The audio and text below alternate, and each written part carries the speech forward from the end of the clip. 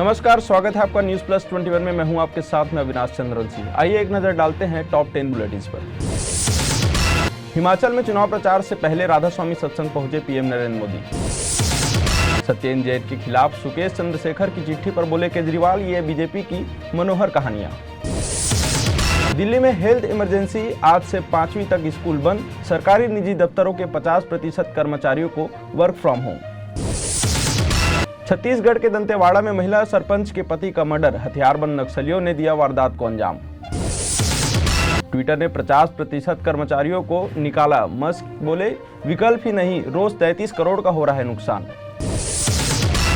छत्तीसगढ़ में उपचुनाव की घोषणा, मनोज मंडावी के निधन से खाली हुई भानु प्रताप की सीट पर 5 दिसंबर को वोटिंग, 10 नवंबर से ही नामांकन शुरू।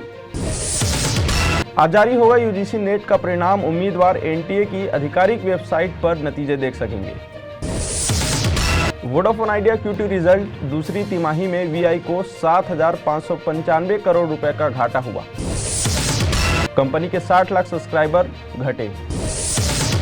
वेस्टिबुलर हाइपोफंक्शन की बीमारी से जूझ रहे वरुण धवन बोले, मैं खुद का बैलेंस खो चुका हूं। आज वर्ल्ड कप का सबसे बड़ा मैच, तय हो जाएगा दूसरा सेमीफाइनलिस्ट। और ऐसे ही तमाम बड़ी जानकारियों से अपडेट रहने के लिए देखते रहें न्यूज प्लस 21, आपके हक की बात।